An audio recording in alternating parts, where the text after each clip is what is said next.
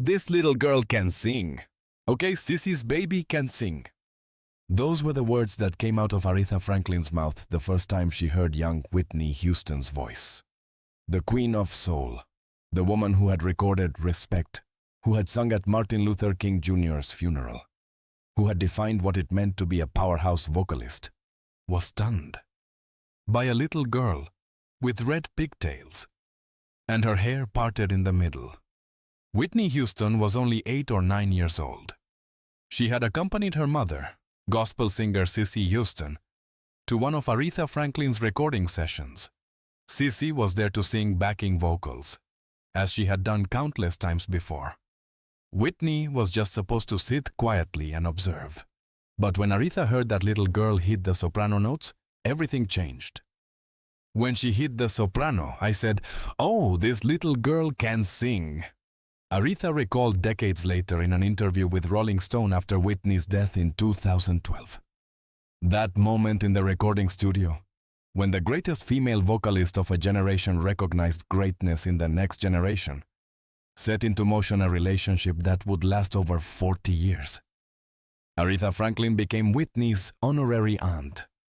Whitney called her Auntie Ree, and the Queen of Soul watched as that shy little girl with the red pigtails transformed into The Voice, one of the best-selling artists of all time. But it all started in that recording studio, with Cissy Houston bringing her daughter to work, and Aretha Franklin hearing something she had never heard before. If you're ready to discover what really happened the day 8-year-old Whitney met Aretha, what Aretha saw in that little girl that nobody else had recognized yet, how their relationship shaped Whitney's entire career, and why Aretha's recognition meant everything, hit that like button. Subscribe and turn on all notifications because this story reveals the moment when Whitney Houston's destiny became clear. And drop a comment. Who was the first person who believed in your talent? Because for Whitney, it was Aretha Franklin. Let's go back to the early 1970s, to a recording studio, where greatness recognized greatness.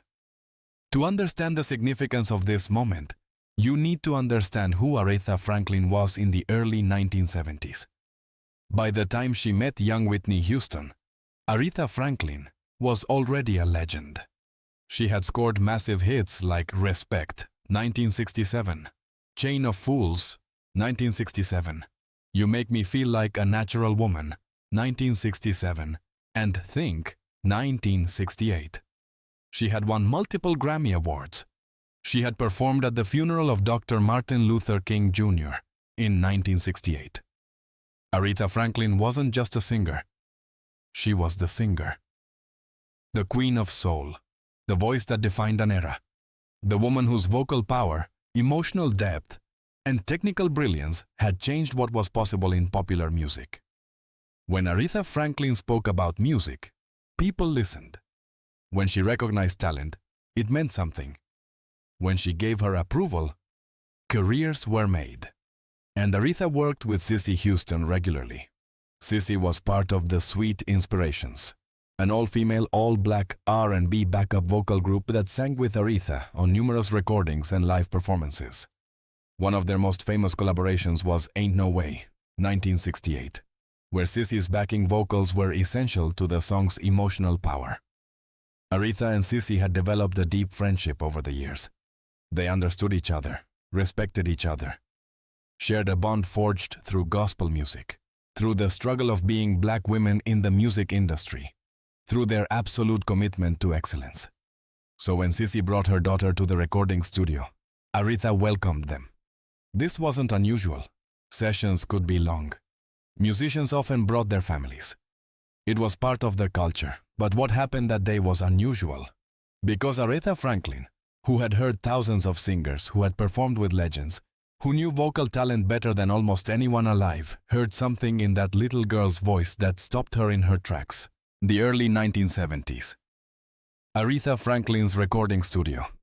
Whitney Houston was around 8 or 9 years old. The exact year isn't documented, but based on Whitney's birth date of August 9th, 1963, this would have been around 1971 or 1972. Aretha described the moment in vivid detail years later. I met Whitney when her mother Cissy, who was singing with me, brought her to one of my recording sessions. Aretha told Rolling Stone in 2012. She was around 9 or 10, with little red pigtails and her hair parted in the middle. Picture that image. A little girl, red pigtails, hair carefully parted down the middle, probably wearing her Sunday best because her mother was taking her to work with Aretha Franklin. I think Cissy had instructed her to be very quiet, Aretha recalled, because she didn't say too much after that. She was just very quiet and very attentive. A pretty little girl. This detail is crucial. Cissy Houston, a professional singer who understood studio etiquette, had told her daughter, "Be quiet. Don't interrupt. Don't make noise. Just observe." And Whitney obeyed. She sat there, quiet and attentive, watching the greatest female vocalist of the era work. But at some point, whether that day or shortly after, Aretha heard Whitney sing. The exact circumstances aren't documented. Maybe Whitney hummed along to something. Maybe Cissy asked her to demonstrate a note.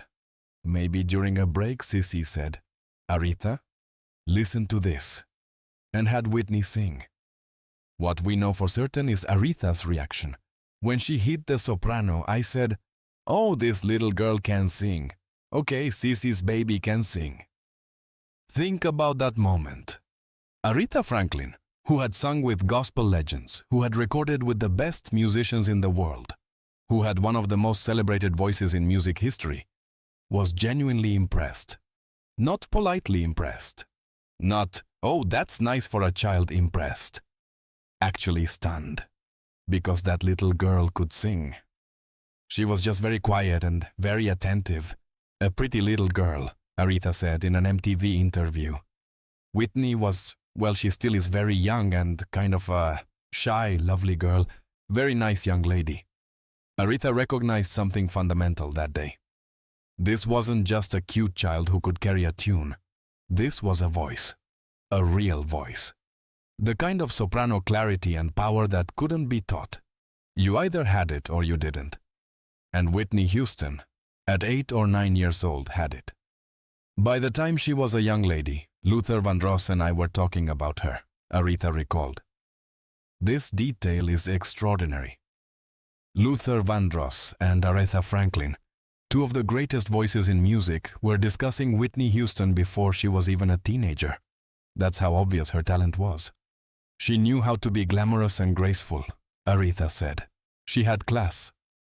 She knew where she was going. It was clear her and her mother both had a similar quality to their voices. The genetics were just unbelievable. Aretha understood something that day. Whitney Houston was destined for greatness. The genetics, the training, the presence, it was all there in that shy little girl with the red pigtails. Just like her mom. She was one of the great sopranos, Aretha explained. And from that day forward, Aretha Franklin became Whitney Houston's honorary aunt. When Aretha Franklin says you can sing, it's not a compliment. It's a prophecy. For young Whitney Houston, having the Queen of Soul recognize her talent at such a young age did something profound. It validated her gift. It confirmed what her mother already knew. It gave her confidence that her voice was special. But more importantly, it gave Whitney a blueprint. Aretha Franklin wasn't just a famous singer to Whitney. She was Auntie Ree, a family friend. Someone Whitney could watch, learn from, and aspire to emulate. It was clear her and her mother both had a similar quality to their voices. The genetics were just unbelievable, Aretha noted. And those genetics connected back to gospel music, the foundation of both Cissy's and Aretha's vocal power. Whitney was being raised in the church, just like Aretha had been. By age 11, Whitney was performing as a soloist in the junior gospel choir at New Hope Baptist Church in Newark. She was learning the techniques her mother taught her, the same techniques Cissy had perfected through years of professional work, and she had Aretha Franklin's endorsement. "I especially loved the high note on 'I Will Always Love You,'" Aretha said decades later. The greatest love was another great one. She really put those two away. Aretha had watched Whitney grow from that shy 8-year-old into one of the most successful recording artists of all time, and she took pride in it. Because Aretha understood something fundamental about Whitney that many people missed. Whitney wasn't trying to be Aretha Franklin. She was becoming Whitney Houston, a unique artist with her own voice, her own style, her own path. She knew how to be glamorous and graceful. She had class, she knew where she was going, Aretha observed. That confidence, that sense of destiny, started early. And it was reinforced by people like Aretha Franklin saying, "This little girl can sing." The relationship between Aretha and Whitney was built on mutual respect. Whitney never forgot that Aretha had recognized her talent when she was just a child. And Aretha never forgot watching that little girl with the red pigtails transform into the voice. "I had no idea that Whitney felt as close to me as she does, but it's lovely. It's fabulous," Aretha said in the MTV interview. Whitney called her Auntie Ree, and that title meant something. The bond between Aretha Franklin and Whitney Houston lasted over 40 years. After that initial meeting in the recording studio, Aretha and Whitney crossed paths many times throughout Whitney's career. In 1989, they recorded a duet together. "It isn't, it wasn't, it ain't never gonna be." "We had a lot of fun on that day," Aretha recalled. "I was delighted to see her come along the way that she did." The song was a moment of two generations of greatness coming together. The Queen of Soul and the Voice. Teacher and student. Honorary aunt and niece. But their relationship went deeper than professional collaboration. Aretha watched Whitney's career trajectory with pride, and eventually, with concern. By the 2000s, Whitney's struggles with addiction were public. Her voice was damaged. Her marriage to Bobby Brown was tumultuous. The media scrutinized every aspect of her life. And Aretha, who had seen so much in the music industry, tried to offer wisdom. Like a lot of artists, Whitney lost her way, Aretha said after Whitney's death. But she found it again. Aretha understood the pressures of fame, the expectations, the constant demand to be perfect. She had navigated those waters herself. "I would like to take this moment to caution young artists the same way that my dad cautioned me when I reached my peak," Aretha said. He said, "No matter how good you are and no matter how successful you are, one day, the applause is going to die down. One day, the hallelujahs and the amens are going to stop. One day, the fans might not be there. So know what you're going to do when that day comes." This was the wisdom Aretha tried to pass on to Whitney.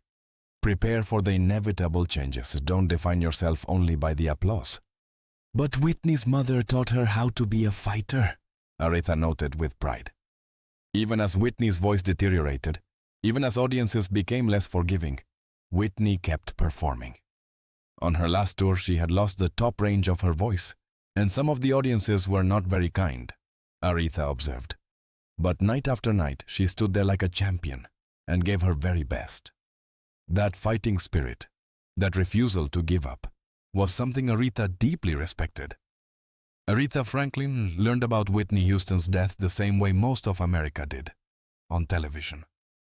"I had just finished watching George Clooney in The Descendants, and I flipped back to the regular TV. And maybe 2 minutes after I did, it came across the screen," Aretha told Today's Al Roker. "I just jumped up off the side of the bed." The shock was profound. Just days before, Aretha had seen glimpses of Whitney performing, and she had been hopeful. "She looked fresh, she looked healthy, and she looked gorgeous," Aretha said. "And I thought, yes, she has conquered her challenges and was on the way." But she hadn't. Whitney Houston was found dead in a bathtub at the Beverly Hilton Hotel on February 11, 2012. Accidental drowning with heart disease and cocaine use as contributing factors. She was 48 years old. Cissy Houston asked Aretha to sing at Whitney's funeral. It would be held on February 18, 2012 at New Hope Baptist Church in Newark, the same church where Whitney had sung in the junior gospel choir as a child. Aretha agreed, though she wasn't sure what song she would choose. On the day of the funeral, Aretha Franklin stood before a grieving world and sang for her honorary niece. The little girl with the red pigtails was gone. The shy, lovely girl who had sat quietly in Aretha's recording studio 40 years earlier was gone. The voice was silent. But Aretha made sure the world remembered who Whitney really was. "It's so stunning and unbelievable," Aretha said when asked about Whitney's death. "Because how could someone with that much talent, that much potential, that much God-given gift, how could she be gone at 48? Aretha had watched Whitney grow up, had recognized her greatness when she was just a child, had collaborated with her, had worried about her, had hoped for her recovery. And now she was singing at her funeral. The story of 8-year-old Whitney Houston meeting Aretha Franklin in a recording studio is more than just a cute anecdote.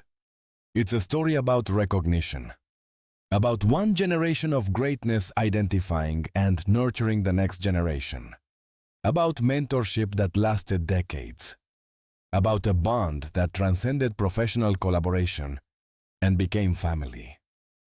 Aretha Franklin didn't just say, "Oh, that's nice, Sissy's daughter can sing."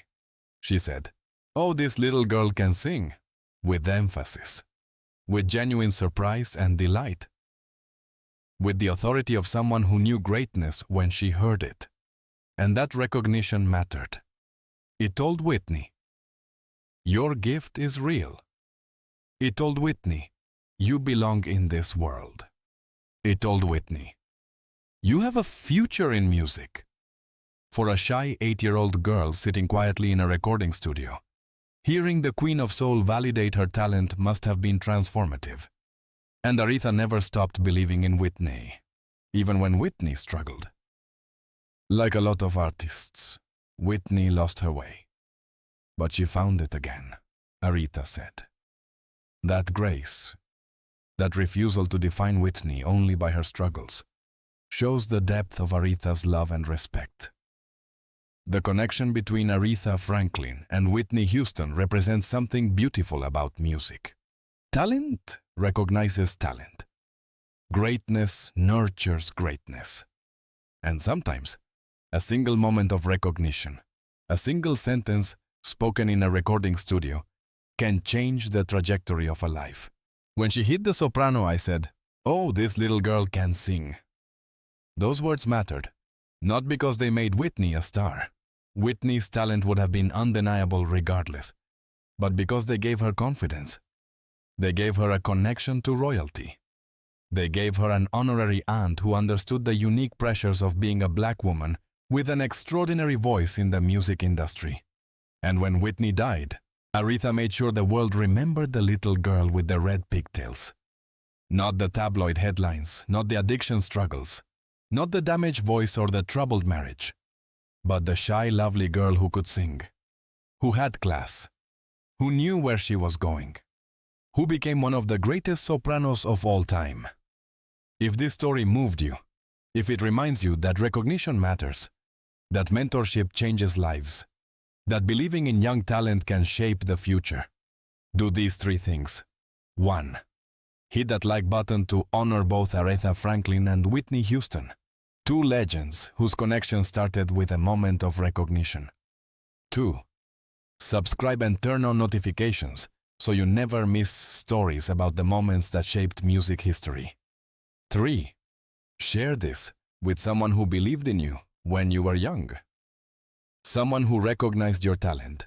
Someone who gave you confidence, because we all need an Auntie Ree who says, "This one can sing." And comment below, what talent did someone recognize in you when you were young? How did their belief change your life? Aretha Franklin heard 8-year-old Whitney Houston sing, and she knew immediately. This little girl had the gift. She watched that gift blossom into a career that sold over 200 million records worldwide. She collaborated with Whitney. She worried about her. She hoped for her. And she mourned her. But it all started in a recording studio, with a little girl with red pigtails, and a queen who recognized royalty. Rest in peace, Aretha Franklin. Thank you for seeing greatness in that shy little girl. Rest in peace, Whitney Houston. You were exactly what Aretha said you were, one of the great sopranos. The voice, a legend. And the moment you two met, that's when destiny became clear.